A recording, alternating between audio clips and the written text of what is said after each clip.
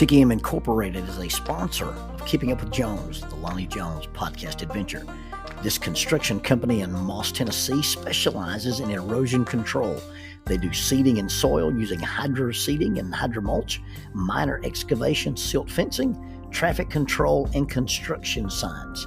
I had the privilege to hang out with Nick Melton of TKM Incorporated, and when I mean hang out with him, I mean spend some personal time. His boys and I and him did some tree climbing in a park in Salina, Tennessee. We did a little Brazilian Jiu-Jitsu in a pavilion at the same park. We've had breakfast together, and I got invited to work out with them in a CrossFit gym, and they nearly killed me. And I've also been to church with Nick Melton. Nick likes to say that TKM stands for the King's Men. Because you see, his mission, his life is that they serve the King. And if you want this guy and their company to do some work for you while they serve the King, you can contact them at 931-243-3958. That is 931-243-3958. The King's Men.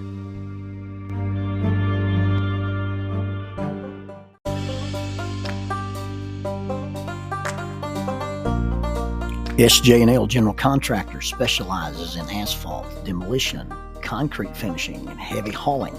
This family-owned business is licensed in Alabama and Tennessee. You can contact them for any of your construction needs. 931-433-4660. That is 931-433-4660, or 3 W's and a dot, sjnl.com, www.sjnl.com. SJ&L General Contractor is a sponsor of Keeping Up with Jones, the Lonnie Jones podcast adventure. It was the second or third time I had spoken at this particular men's retreat. We were at Paris Landing State Park, and I was going to speak on Friday and Saturday, and then at the end of the day on Saturday, I would drive across the river and go to the church in Murray, Kentucky, and speak to the entire congregation. Well, while I'm at this men's retreat, I'm making a presentation. I noticed that in the room, one of the guys is taking notes, but he's taking notes and he's not using paper. He's got this pad in front of him, and I think I recognize it as an iPad, but he's got this thing that looks like a pencil, but it's not your typical stylus. It's not the little rubber tip stylus like you'd use, on a computer board, and it's not the kind of stylus you'd use with like a Palm Pilot or a BlackBerry. And so at one of the breaks, I walked over to the guy and I said, "Hey, what is this thing you're using here?" And so he showed me this iPad Pro with an Apple Pencil. I'd never seen one. I didn't know what they were.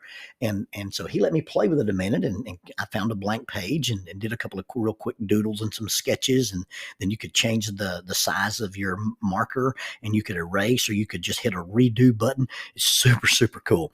And I was, I was fascinated by it.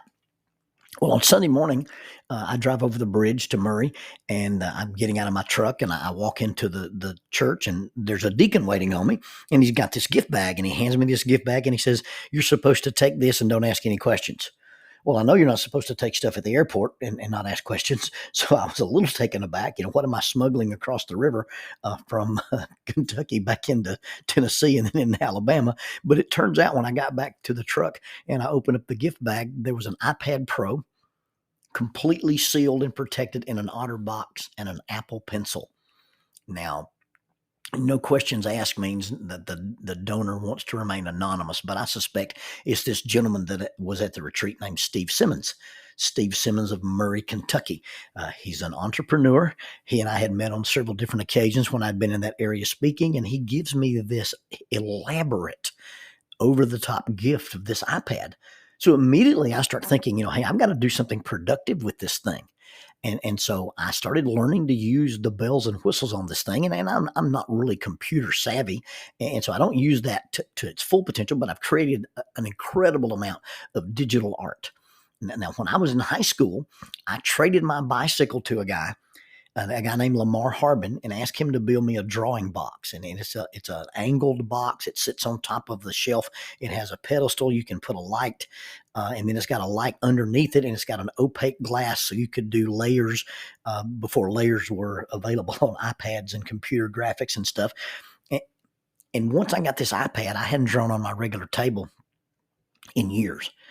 Everything that I drew in from my junior year on, everything I drew in college, all the airbrush projects I did, I'd say 97% of all the artwork I ever produced in my life was produced on this drawing box that Lamar Hardman made for me. But once I got a hold of this iPad, I've been using it for digital art.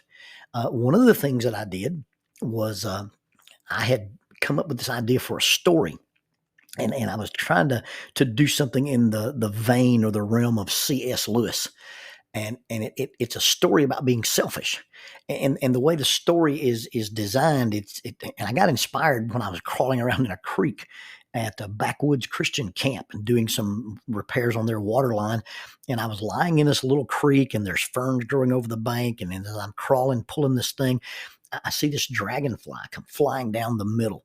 And in my mind, I kind of created this fantasy world where the brain or the mind of a person is like a swamp, and you've got dragonflies and ferns and turtles, but the whole thing has been backed up and has become stagnant because it's been flooded and it's controlled entirely only by thoughts of self. And the name of this little story that I was trying to invent is called The Selfish Rill, Rill. And a rill is a little rivulet, or it's a little river. And I drew characters for it, and I drew designs for it. I even ended up writing a manuscript that was a couple of hundred pages long. But once I got the iPad, I just decided to turn it into a short story, and I would write it on the iPad, and then I would illustrate it in the margins. And it was actually published. Joey Sparks helped me publish this thing, but it's done 100% and drawn 100% and written 100% on my iPad. And it's called The Selfish Reel, a story about a decision. You can find it on Amazon if you're interested in reading something that's really, really kind of bizarro. But it has some really loose sketches. Nothing in it is finished artwork. It's doodles like you're looking at somebody's journal. And so, I sent a message to Mr. Simmons. I said, look, I'm trying to use this iPad to do some good things. This is with great power comes great responsibility, I think Spider-Man would say. And so I'm trying to use this iPad to its potential. Well, I talked to one of my tech friends, and he said that I could use it as a whiteboard. And he walked me through the process of getting an Apple TV and learning to do screen mirroring. And he recommended, hey, if you travel with this, and you're going to use it for presentations, you should probably just buy your own projector, because you get to some place and they don't have an HDMI cord, they don't have this kind of cord that works, then you'll be frustrated. So just buy your own kit. So I got this big backpack. It has my projector, it has my Apple TV, and so I go and I just basically set my iPad up, and then I can draw on the iPad, and the stuff appears on the screen or on the wall. And it has become one of my favorite tools to use in teaching, especially when I do marriage seminars or I do bullying seminars. Anytime that I go and speak, people are always asking, do you have PowerPoint? I despise PowerPoint. I hate to give a presentation where somebody else has created the slides. We call it death by PowerPoint. And so when I use something visual, I'm going to use my iPad as like this whiteboard. And so I'm speaking at Columbia Christian Academy in Columbia, Tennessee, and I'm doing my bullying thing. And I talked to the high school for a couple of hours. And then when the high school students left, I did the middle school students. And then after the middle school students left, I was going to get to speak to like the K through 3, the elementary kids. And so I'm standing in front of the room in their chapel area, and they don't have a screen, but I've got this big blank wall. And I don't think I need to explain this to the children, but I'm standing there talking, and while I'm talking, I'm drawing on my iPad, and the things that I'm drawing on my iPad are appearing on the wall.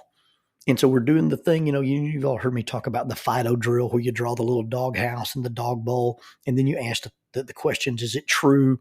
Can I change it? Does it need to be changed? And so I've drawn this little dog house, and I've drawn the little bowl, and I'm writing on the board. Well, this little girl, and she couldn't have been 3 or 4 years old. She's in the pre-K or the kindergarten, and she's watching these symbols and these things appear on the wall, and she just stands up in the middle of the crowd and shouts, "How is this even happening?" And she got her little hands in the air and her shoulders are shrugged. And when she yells, "How is this even happening?" a little boy in the room yells out, "It's magic!" And then I lost control of the entire room. I mean, just absolutely had to just stop the whole presentation and turn the iPad around and say, no, no, no, no. I'm drawing on the iPad. The iPad talks to the projector, and the projector shows it on the wall. And I had to stop the whole thing because this little girl stood up and exclaimed, how is this even happening? She got so absorbed in the process that she missed the product. She got so wrapped up in what was going on around her, the things that she was observing, that she missed the absolute plain lesson that was being written on the wall. Now, normally when I talk to corporate groups and I talk to sports teams, or I talk to people who are competitors, I normally talk about process versus product, and that the process is way more important than the product. You can do outcome-based coaching, and you can talk about, hey, did we win the trophy? Did we win the bell? Did we win the ring? Did we win the ball? Or you can talk about performance-based coaching. Did we get faster? Did we get stronger? Did we improve our VO2 max? Did we learn to work as a team? Did we develop some discipline? But in this particular occasion, the product is already done. There's a lesson being taught about other people's words and whether or not they have power over you. But this little girl was so enthralled in how things were appearing magically on the wall that she lost the product because she got so distracted by the process. If we get focused on us when we're experiencing something that we can learn from, if we're in the middle of an experience, a trial, a tribulation, or just a lesson, if we're just living life and life has the ability to teach us great lessons in mundane things, but if we get focused only on us and in living our lives and encountering these things that we don't understand, or when we see things happening around us or in front of us that we can't comprehend, and we exclaim, how is this even happening? And then one of our well-meaning friends decides to explain it to us and tells us it's magic, or it's karma, or it's fate, or it's destiny, or it's providence. And we listen to their explanation of how this is happening, and then we focus on how it's happening rather than what I can do with what's happening. If we make that mistake, then we miss what is written obviously, clearly, and plainly on the wall in front of us. When we get wrapped up in the process and we want to put some special significance that we're being punished, or that we deserve this, or that we're weak, or we're bad, and when we have these experiences and our focus is more on the mechanics of the circumstances, we get so wrapped up in the mechanics of the circumstances that we're tempted to exclaim, how is this even happening? And we get wrapped up in the mechanics of the circumstances and we declare, how is this even happening? Then we make the mistake because we're questioning the process and missing the lesson. We're missing the product. You see, we think sometimes when we ask that question, we encounter some difficulty, or we're going through a dark time, or we're having to learn a lesson of discipline. And all discipline requires suffering, and all suffering requires discipline. When we get mixed up and we get lost in the process, and we may even feel frustrated, we may even feel futile, we may even feel helpless, we may even feel confused, and we yell, why is this even happening? How is this even happening? And when we exclaim it like that, it's because we think that God is doing something to us rather than understanding that God is doing something with us.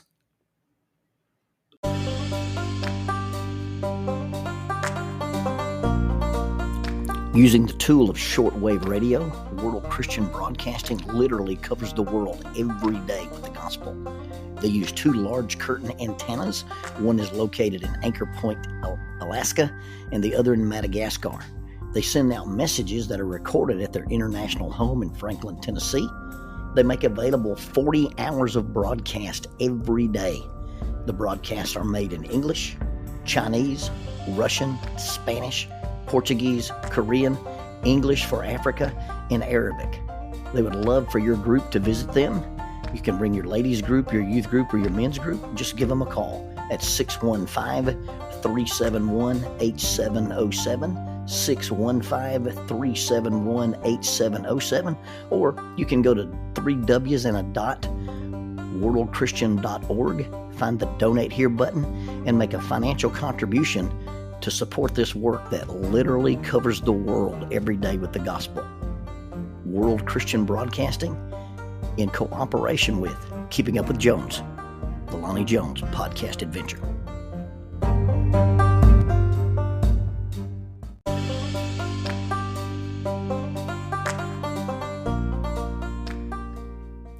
Keeping Up with Jones, the Lonnie Jones podcast adventure, is sponsored by us.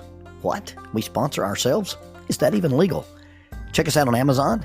You can have access to the titles of Pedagogue, the youth ministry book by Lonnie Jones; Cognitive Spiritual Development, a Christ-centered approach to spiritual self-esteem; Grappling with Life, Controlling Your Inside Space, a small essay using the principles of Brazilian Jiu-Jitsu to talk about psychological and emotional self-defense; If I Were a Mouse, a children's book written and illustrated by Lonnie Jones; and then The Selfish Reel, a very short story about a decision.